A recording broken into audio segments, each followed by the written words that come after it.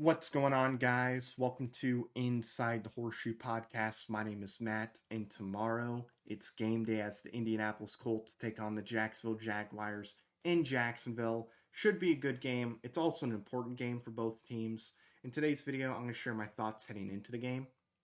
I'll give you guys a couple keys to victory, and then at the end of the video, I will give you my prediction on who I believe is going to win and why. Now, before I do that, if you're new, if you haven't already, I would greatly appreciate if you would click that subscribe button. I'm trying to get to 2,000 before the season ends, so if you enjoy this video, I would greatly appreciate if you would click that subscribe button. Also, click the bell icon. That way, you're notified when I upload a video or when I go live. If you like this video, smack that like button. Leave your thoughts in the comments down below. Who's going to win the game? Why are they going to win?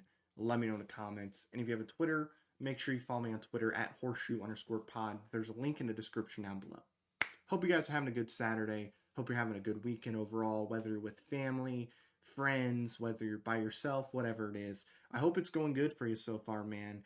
If you're watching college football, hope you're enjoying that. I mean, yesterday's game, Stanford, Colorado, what a game. Stanford down 29-0. They fight back and they win in double overtime. Credit to them. I believe they said it was the biggest comeback in Stanford history. So congrats to them. Congrats to Andrew Luck. But yes, anyway, hope you guys are having a good weekend so far. Tomorrow's game day. The Colts, the Jags, they go up against each other tomorrow in Jacksonville. And this is a big game for both teams. You know, this is going to have divisional implications and playoff implications if both teams are fighting for a playoff spot. Because right now in the division, the Colts, they're 2-1. Jacksonville, they're 1-1. If Jacksonville wins this game, they're 2-1 in the division. Also, they sweep the Colts, so they would have that tiebreaker over Indianapolis. And they would be in a pretty good spot if they can win this game. For Indianapolis, if the Colts can win this game, they're 3-1 in the division. You take away that tiebreaker that Jacksonville could potentially have you if they were to sweep you. You would take that away right away. And all you would have left is Tennessee for a game and Houston for a game. So you'd be in a pretty good spot if you're Indianapolis. And you would put Jacksonville in a situation where they would have to pretty much win out when it comes to divisional matchups. They would have to beat Tennessee twice, and then they would have to beat Houston as well. So you would put them in a pretty tough spot, and then of course you would have a one-game lead over Jacksonville. Jacksonville wins the game, they would have a one-game lead over Indianapolis as well. Also, it's been a while since the Colts have last won in Jacksonville. I believe it was 2014, if I'm not mistaken. I think it was 2014. After that, though, it didn't matter how good or bad a Jacksonville team was. They were going to beat Indianapolis every single year in Jacksonville. So they've had our number when it comes to games in Jacksonville. They've had our number. You gotta beat them in Jacksonville, man. You got to. You can't let that streak continue. You can't. Okay, let's end another streak. They did that last week against Tennessee. They ended two streaks. Let's end another this week. So you know that's something you got to think about as well. Obviously, Anthony Richardson's not going to play in the game out at least 4 weeks. There's a chance that he could be back maybe after the bye week, you know, when they play against Tampa Bay. But I do think he's going to be out for probably 8 weeks. If I had to guess, I could be wrong, but I think 8 weeks is probably about the amount of time he's going to miss. I don't think he's going to miss the entire season, but I do think he's going to miss about 2 months worth of games. So that means Gardner Minshew is going to be taken over. And Gardner Minshew, he's going up against his former team in Jacksonville too, which is got to be pretty exciting for him. He gets an opportunity to beat his former team in their own home stadium. So that would be pretty cool for Gardner Minshew. And I'll tell you what, man, if Gardner Minshew can play like he did last week, I'll be pretty happy with his performance, okay? Because he did play good last week. I was very happy with what he did against Tennessee. So if he can replicate that and play about that good, I mean, I think the chances for the Colts to win, it's pretty high, if I had to say. Obviously, you got Zach Moss and Jonathan Taylor. I expect Jonathan Taylor to get some more snaps, but Zach Moss is coming off of a monster game. 195 yards of total offense for Zach Moss, 165 rushing yards against the number one run defense in the NFL, and also had 30 yards receiving. So he's heading into this game. He's hoping to repeat what he did last week, and this is his first chance to go up against Jacksonville because he didn't play week one. He was hurt because he broke his forearm or whatever during training camp.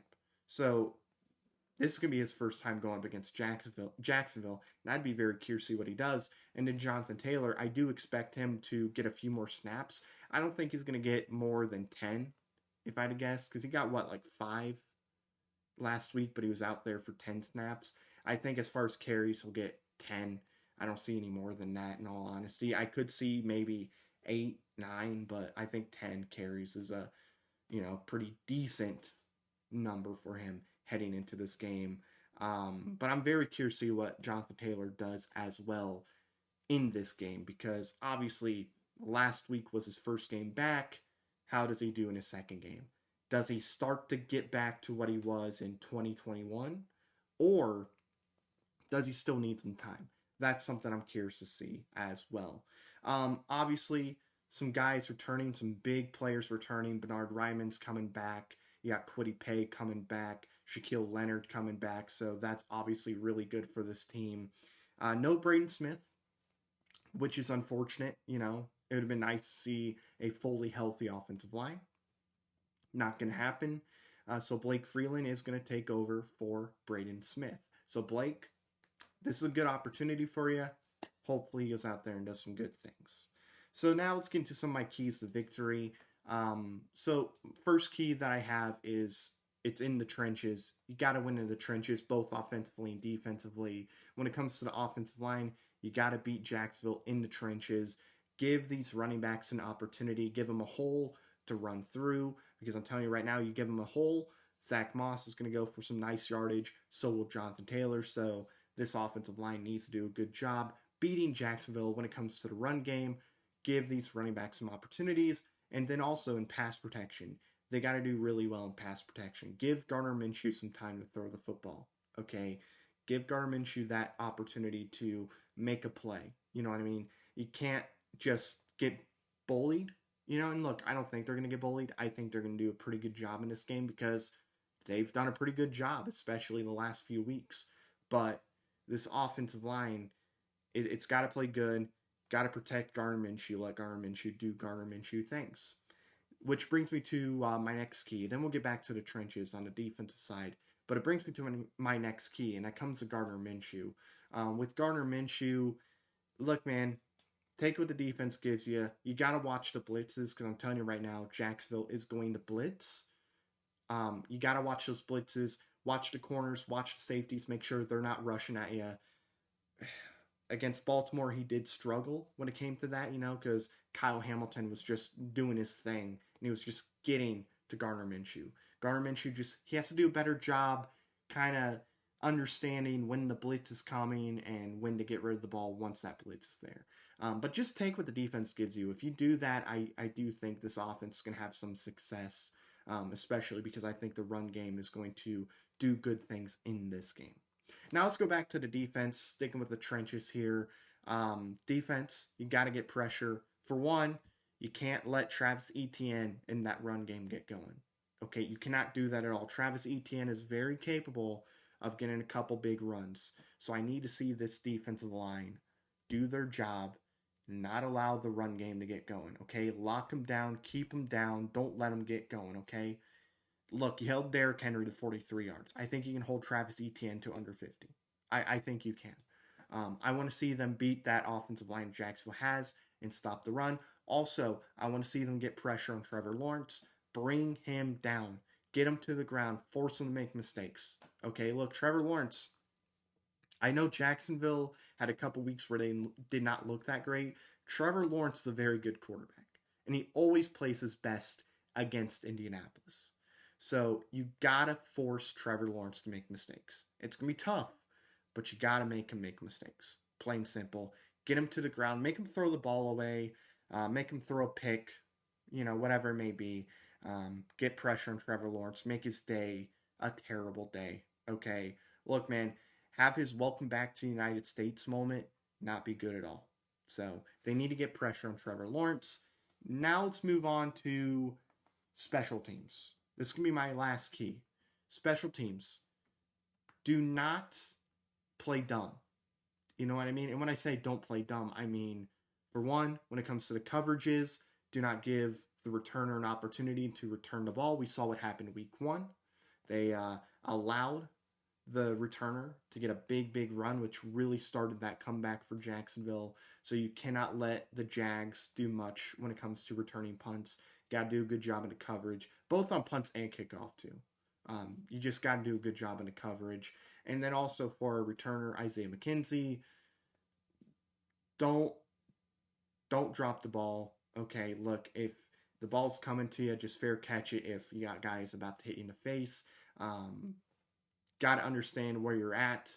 So that way, if you're going to get away from the football, you got to make sure it's in a spot where it's not going to roll into the end, or not into the end zone, but like at the 1 or 2 yard line.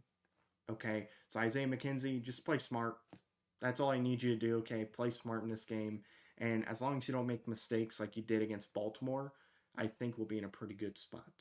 So that being said, let's get into my prediction for the game. So obviously it's a divisional game, so you just don't know what's going to happen with these type of games. You know, you could see Jacksonville win in a close game and a blowout. Same thing with the Colts. You just don't know. These games are always interesting, to say the least. But I do think it's going to be a close game. I think the trenches are going to play a big factor into this game. And I think Gardner Minshew's performance is going to play a massive part into this game. If he just plays pretty good, I think this Colts offense will be able to have some success. So that being said, I'm going to take Indianapolis in this game. I think they finally break the streak of losing in Jacksonville. I'm going to take them 24-20. I think they get the job done 24-20. Close game. Um, yeah, I like their chances in this game. I think they break the streak. So that's going to do it, guys. Thank you so much for watching. If you're new, haven't already, I would greatly appreciate if you click the subscribe button. Also, click the bell icon. That way you're notified when I upload a video or when I go live. If you like the video, smack the like button. Leave your thoughts in the comments down below. Who wins? Why? Let me know. And if you have a Twitter, make sure you follow me on Twitter at horseshoe_pod. There's a link in the description down below. Thank you very much for watching. I've been Matt, Bleed Blue, and we'll see you next time. Bye-bye. Thank you very much for watching this video. If you like it, make sure you watch one of these other two videos. They're cool. Also, if you're new, please click the subscribe button as well as the bell icon. I greatly appreciate your support.